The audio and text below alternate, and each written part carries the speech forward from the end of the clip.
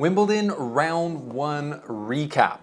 I would say the Stars' struggle is the recap of round one, and Rafa's draw has opened up wide because of a number of sad factors for the field, for the fans, but great factors for him and his chances. So Djokovic and Nadal both struggle in their openers. Serena Williams loses to Harmony Tan, not the comeback American fans were wanting. And Felix Auger-Aliassime loses to the nightmare of Maxime Cressey, which we will break down. So let's get into all this struggle on the slice presented by PointsBet Canada.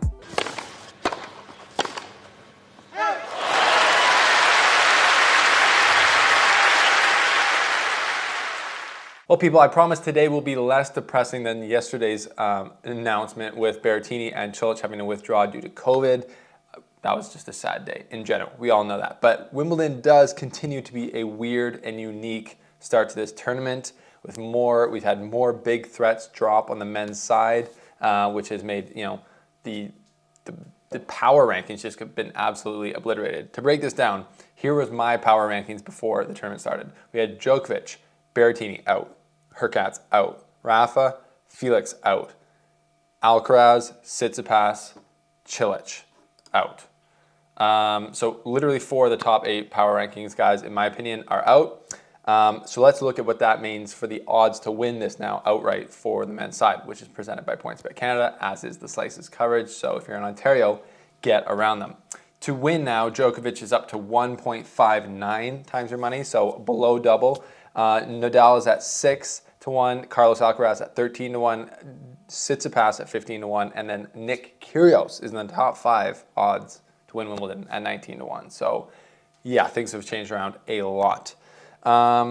Totally. So what's happened? What are the big 4 kind of stories, I think, from the first round?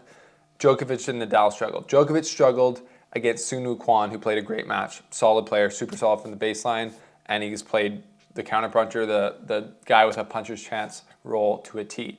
Djokovic looked kind of sluggish, and he really didn't have his serve there when he normally would need it. When tight points, he couldn't find that accurate first serve. He got like a decent percentage in. I think it was just over 60, but he wasn't able to be as clinical with that as he normally is at Wimbledon. But again, it's the first round. So this is pretty similar, I would say, to like a Jack Draper round matchup last year when he lost the first set. This one, though, he lost the second set, and it got a little bit tricky in that third set. Djokovic said afterwards if he had gotten broken, I think, in that third set, he would have been, you never know, because he just didn't know, because he was just didn't have his game. And I think he'll like to forget that one. Nadal struggled as well against Francisco Cerundolo, who played great, defended his backhand well. I was doing another live stream of Felix while this match was going on, and I saw Rafa trying to do the into the backhand and Cerundolo just playing it easily, putting it nice, kind of like up to the third where Rafa had to run around it after that. And Rafa lost more than 50% of his second serve points, which Rafa has a great second serve. Normally it's much higher, and especially on grass. So Cerundolo and Rafa's contributions to that is pretty interesting. So Rafa just not having the game, and he kind of put it up to like grass rust, and I think that's pretty fair. He hasn't played yet. Didn't play 2021, didn't play 2020 because there was a pandemic. So it's been a while since he's been on the grass. But that match, he was down a break in the 4th set, and then he came back if he had gone to a 5th set. Wow, interesting. 3.5 hours, though, on court. That's not nothing, in my opinion, for old Rafito. So that's something to take in as the tournament progresses. Serena's loss. Again, I was not able to watch this because I was doing another live stream. From what I've heard from some people on the ground there, it was an interesting level of tennis. 3-hour match. It was a battle, not sure of the quality, and obviously Serena losing was in the 3rd set tiebreaker is a big buzzkill for all the stories. I'm a Canadian, I'm in Europe here, and it is kind of insane to watch the it's insane to watch the Americans go. If Serena Williams, I think Navratilova said on the broadcast, if she could make it through this first round, kind of paraphrasing, I feel like she might, have a chance to win the title. Like they're all like having these crazy expectations, but really, did you guys expect her to do much at this tournament? Hadn't played for a year, really wasn't able to move like she normally does, I don't think, out there, and her game just didn't seem to be dominant in any way against Harmony Tan, who I'd never heard of or seen play. So that Serena's out. The Serena story is over for now. We'll see if she comes to the U.S. Open. It's just a lot of unknowns right now, isn't it? And then lastly, Felix losing to Maxime Cressey, who I'm just calling the Cressey nightmare. Like, to me, that was an insane match. Barely any rallies over 4 shots, and Felix really did nothing wrong. The one thing you could fault Felix for is he could be a better returner, but Maxime Cressey was basically serving 2 first serves the entire match. The first serve was just going for an ace, and then the second serve was just slightly safer, but he still had 9 double faults.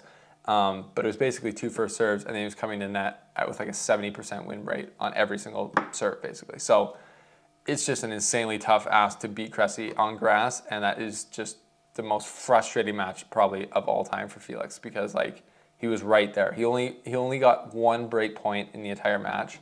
Lost 2 He won the first set tiebreaker, lost the last 2 tiebreakers. He was broken in the second set.